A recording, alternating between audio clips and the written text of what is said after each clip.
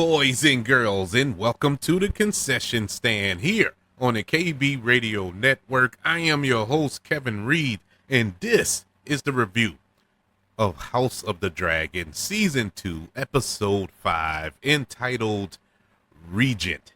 And this episode is, I guess you could say, the mid-season filler of the of the second season. We're coming off an epic end to the last episode, episode 4, where we saw dragon battles, we saw deaths, we saw people getting torched. You know, it was an amazing episode that took place in episode 4. Episode 5, it took a step back this week, and you know, I didn't hate this episode. This wasn't a bad episode, but it clearly was not one of the better episodes of this season. It is heavily dialogue driven, and you can make the argument boring at times if you're not engaged. For those who are unengaged, this would be a click, find something else to watch episode. But if you're truly immersed in this show, in the lore of Game of Thrones as a whole, you will still watch it because there are some interesting things that took place in this episode.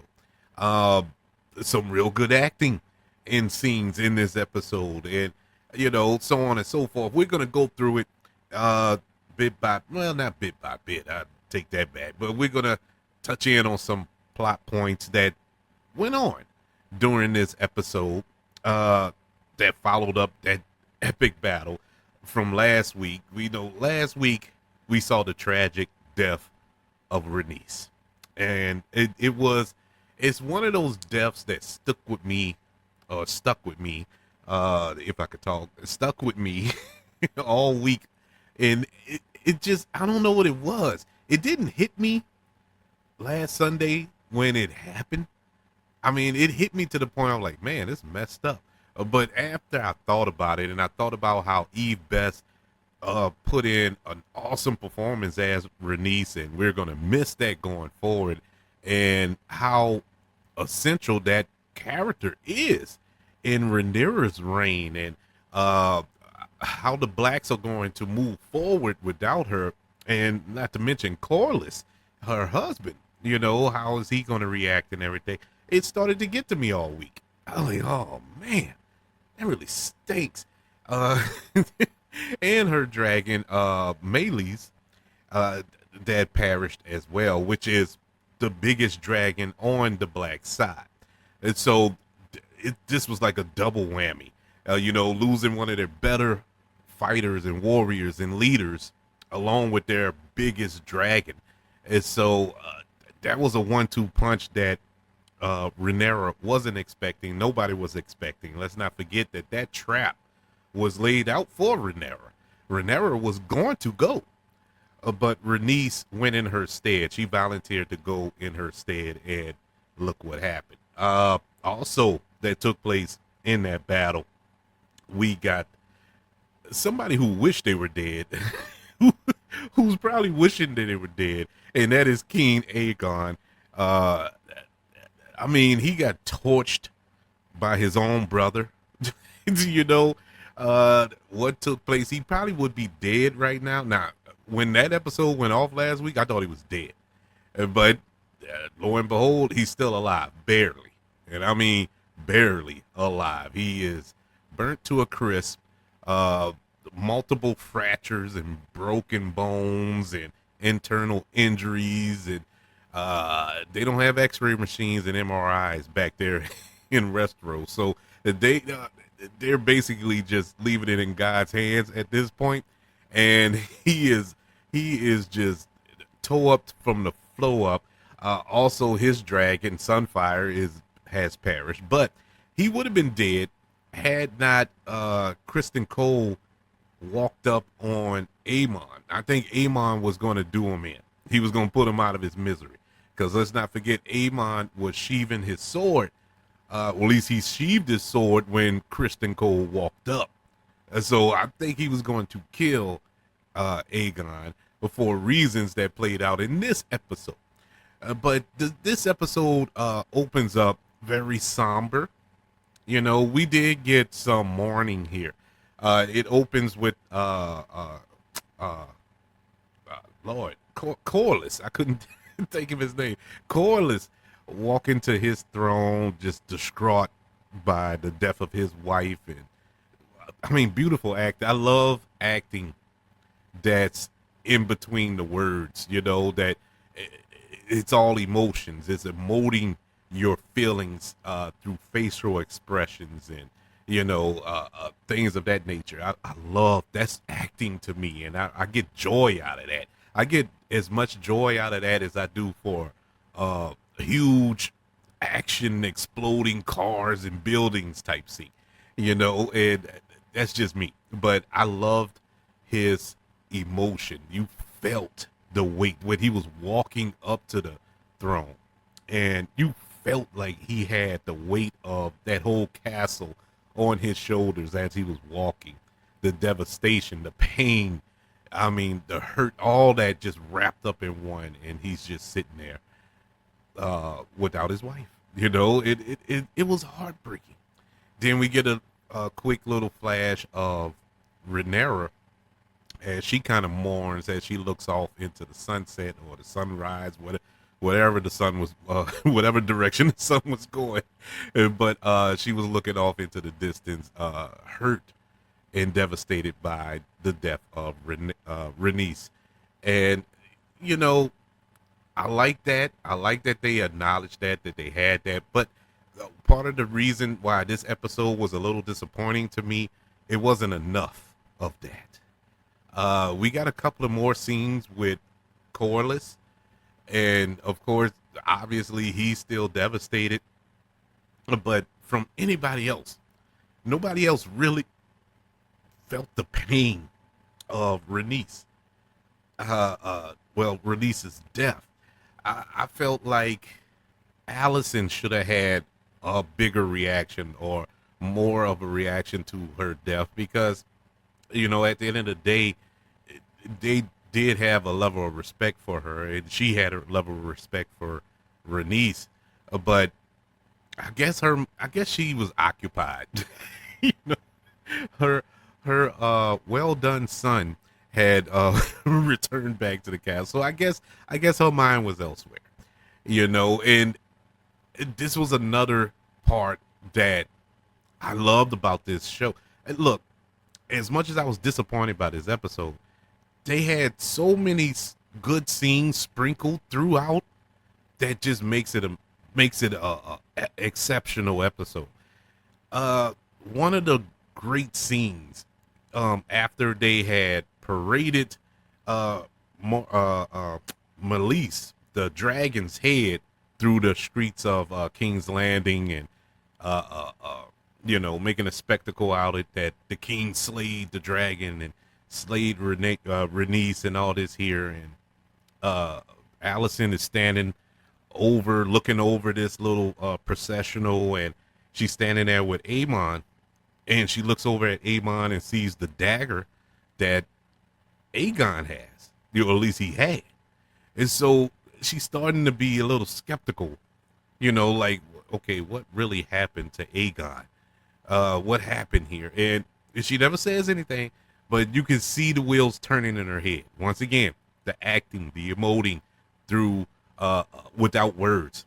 And so we get to the council part where they're discussing what's next and all this here, and Aemon throws out there, hey, hey, you know, I know my brother is all crispy fried in the bedroom over there, but we need a king to sit in his stead, you know.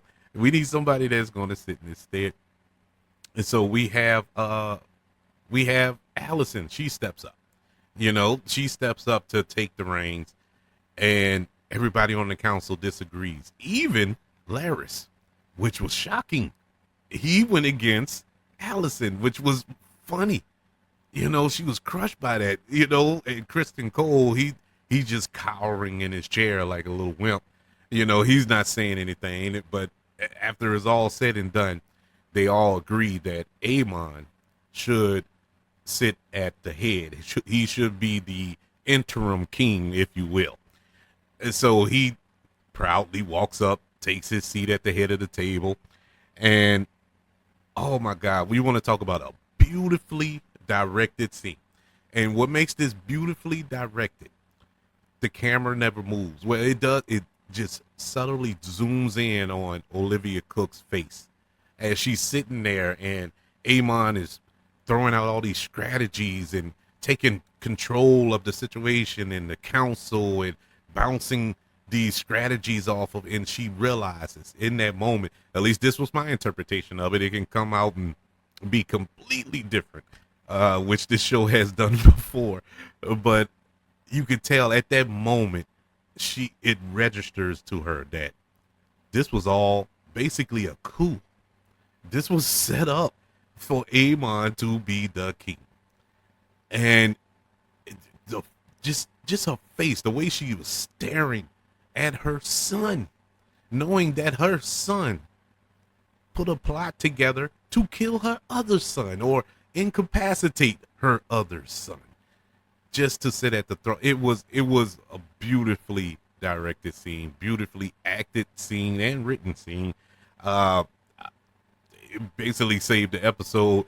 The rest of the episode was hit or miss with me. A lot of politics going on. We still have Damon in what is it, Hindale, wherever he's at, that castle that's haunted, and he's still tripping out. Still trying to enlist help. He can't enlist help. You have a group of people who rather have their houses torched, rather be eaten by a dragon than to join. And this kind of blows his mind, and he lets him go because we know the old Damon would have killed him instantly, but he lets him go because he likes that. He feels that these are the type of people we need, and we need to persuade them in some shape, form, or fashion to join our side. So yeah, this was a very slow episode. The episode ends with Rhaenyra and Jace talking about how she is a dragon rider. She doesn't feel right sitting back and letting other people fight for her birthright. She needs to be out in the fight. She wants to fight. But Jace is like, well, we don't have a dragon, or she said it, or whatever. We lost our best dragon, basically, our biggest dragon. But we do have two other dragons right beneath our feet, that they're ready to go, but we don't have dragon riders. And it's Jace, the one who puts it in her head that we still have family lineage. There are others with our bloodline that can ride the dragons.